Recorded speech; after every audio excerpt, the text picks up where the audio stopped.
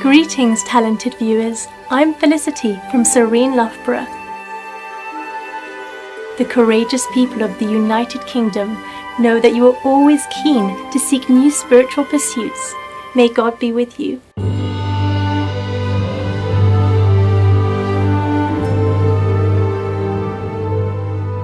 In today's program, Love of Eternal Summer, exploring the spiritual treasures in Shakespeare's works, part 1 of 2, we invite you to explore the elevating gems embedded in William Shakespeare's literary works.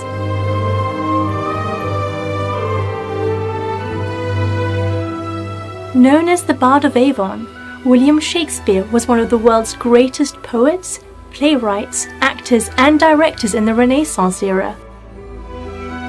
Lauded as England's national poet, he gifted humanity with many remarkable literary treasures. The prolific wordsmith's canon, written within a mere 25 years, includes an incredible 37 plays and 154 sonnets, which, together with other poems, are still fervently admired and interpreted today.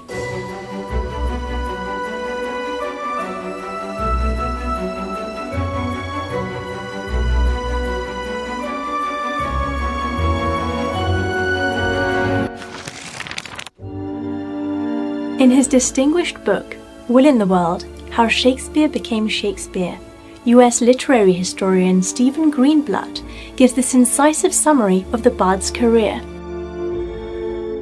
A young man from a small provincial town, a man without independent wealth, without powerful family connections, and without a university education, moves to London in the late 1580s and, in a remarkably short time, becomes the greatest playwright not of his age alone, but of all time.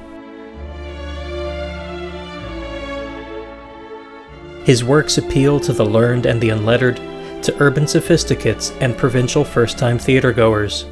He grasps with equal penetration the lives of kings and of beggars. He seems at one moment to have studied law, at another theology, at another ancient history. So what makes Shakespeare's work so enduring? Let's embark on an exploration to unveil some answers. In one of Shakespeare's best-known sonnets, Shall I Compare Thee to a Summer's Day, we discover that eternal beauty exists because of the power of love, which transcends time and space. Here, the beloved could be a person who is the object of his affection, or it could be the incandescent divine.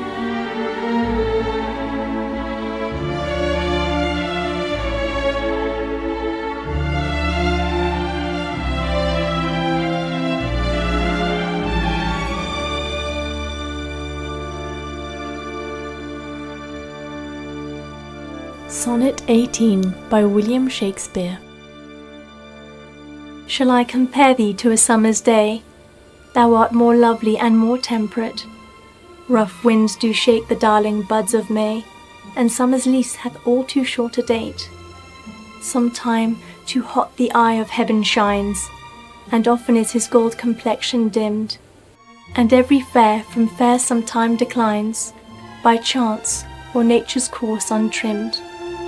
But thy eternal summer shall not fade, nor lose possession of that fair thou owest, nor shall death brag thou wanderest in his shade, when in eternal lines to time thou growest. So long as men can breathe or eyes can see, so long lives this, and this gives life to thee.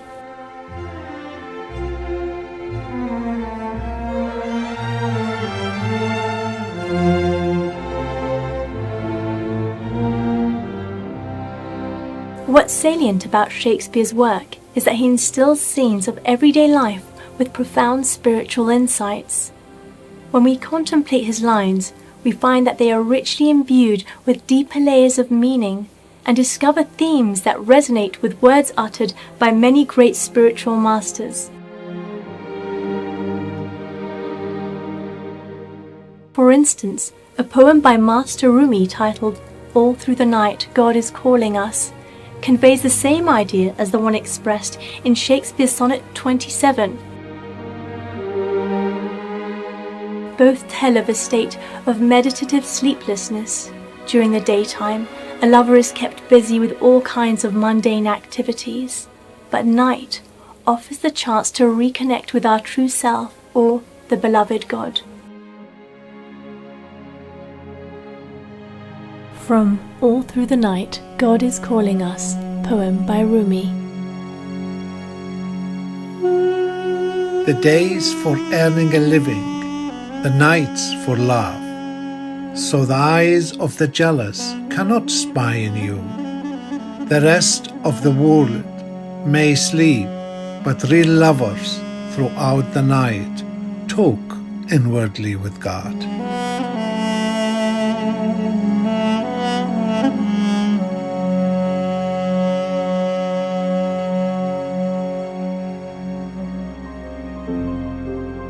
Sonnet 27 by William Shakespeare.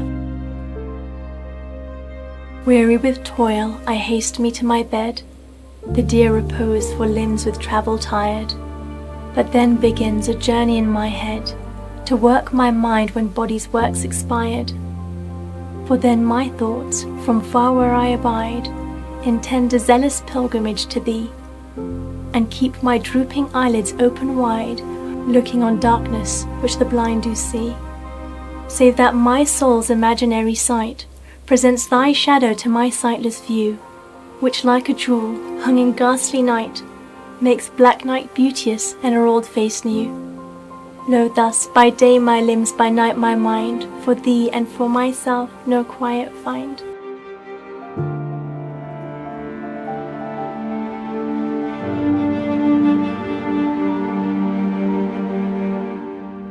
We'll be right back after a loving message. Please stay tuned to Supreme Master Television.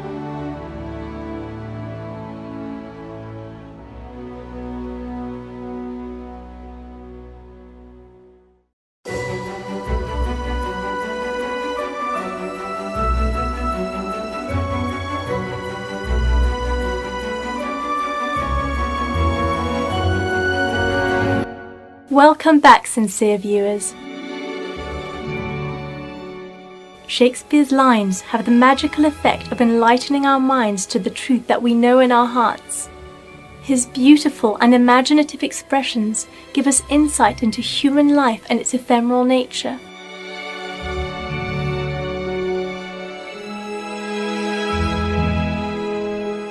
On the subject of life being a dream or an illusion, we can find notable parallels between words penned by the bard and by the enlightened master Paramahansa Yogananda. Both use theatre-related metaphors to capture in words the elusive seeming of our existence.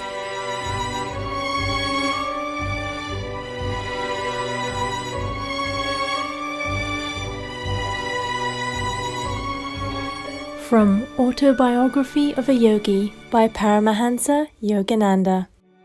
I know I am but a figure in God's dream movie, as you are also. Someday, when we cease to be actors on the screen of life, we shall realize that our forms are but shadows interspersing the cosmic beam of God's omnipresence.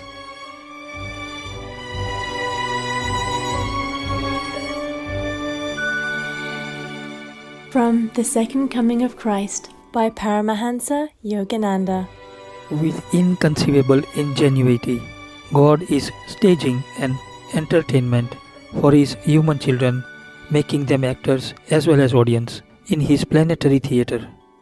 One's values are profoundly changed when he is finally convinced that creation is only a vast motion picture, and that not in it but beyond it lies his own reality. From Shakespeare's play As You Like It, Act 2, Scene 7. All the world's a stage, and all the men and women merely players. They have their exits and their entrances, and one man in his time plays many parts, his acts being 7 ages. At first the infant, mewling and puking in the nurse's arms, and then the whining schoolboy with his satchel and shining morning face, creeping like snail unwillingly to school. And then the lover, sighing like furnace with a woeful ballad made to his mistress's eyebrow. Then a soldier, full of strange oaths and bearded like the pard, jealous in honour, sudden and quick in quarrel, seeking the bubble reputation even in the cannon's mouth. And then the justice, in fair round belly with good cap on-lined, with eyes severe and beard of formal cut, full of wise saws and modern instances, and so he plays his part. The sixth age shifts into the lean and slippered pantaloon, with speckles on nose and pouch on side, his youthful hose well saved, a world too wide for his shrunk shank, and his big manly voice turning again towards childish treble, pipes and whistles in his sound. Last scene of all that ends this strange eventful history is second childishness and mere oblivion. Sans teeth, sans eyes, sans taste, sans everything.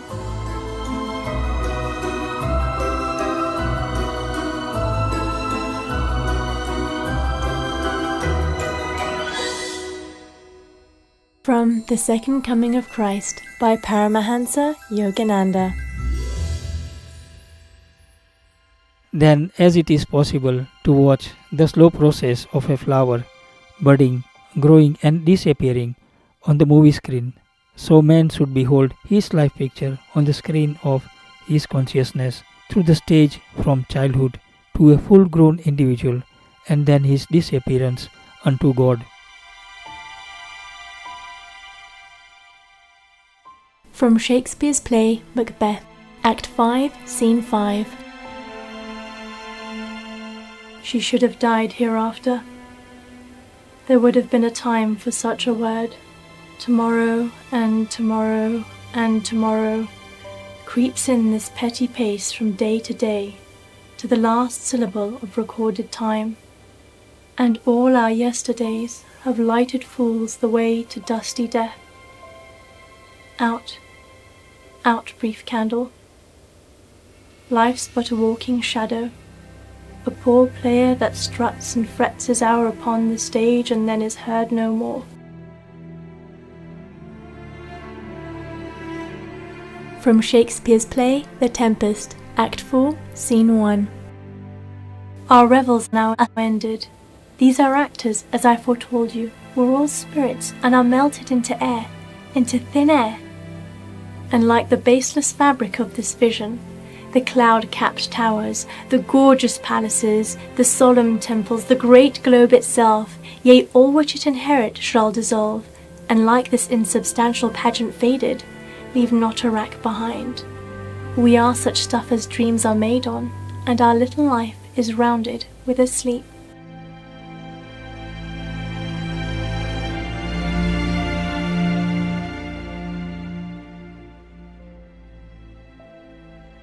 Shakespeare reminds us of our real selves by delving into the vast spectrum of inner and outer worldly obstacles humans struggle with on the way to enlightenment.